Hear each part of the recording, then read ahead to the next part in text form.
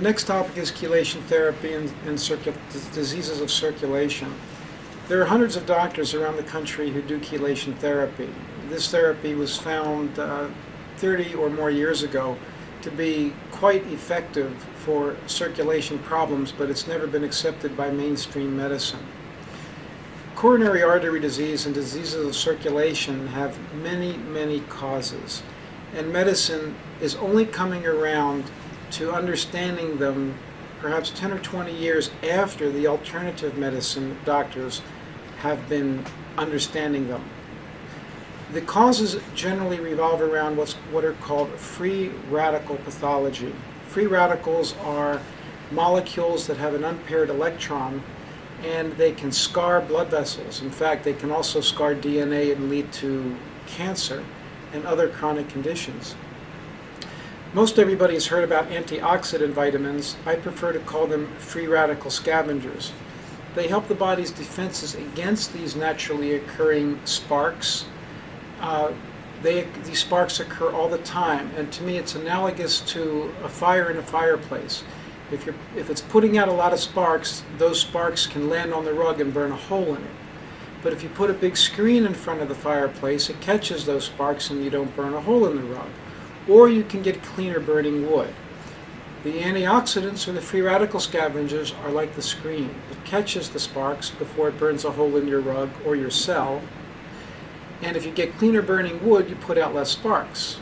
It's my belief that chelation therapy, which is an intravenous approach with vitamins and minerals and a compound called EDTA, which removes heavy metals, we get cleaner burning wood, less free radical production, and the body then can begin repairing itself from a variety of problems, especially vascular disease. But vascular disease has a lot of other causes that modern medicine, again, is just coming around to looking at, but the average physician doesn't recognize it or doesn't know about it, and he probably will in 5 or 10 years.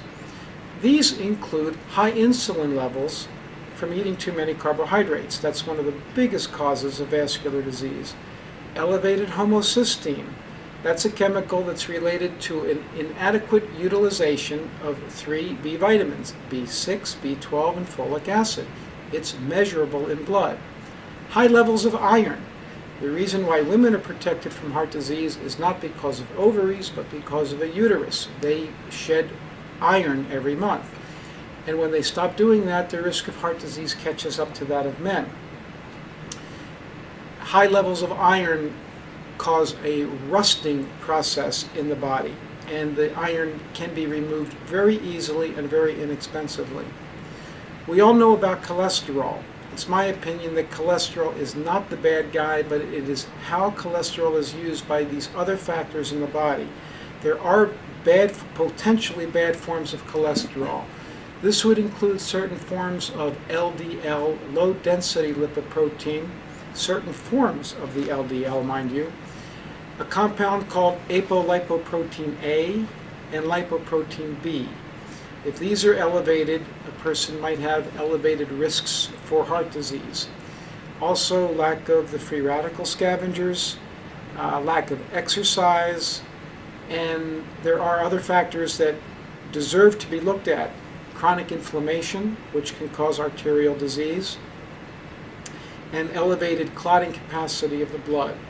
All of these can be measured objectively and modified to reduce a person's risk of vascular disease, and chelation therapy is one of the best treatments to modify most of the risk factors, but not all of them.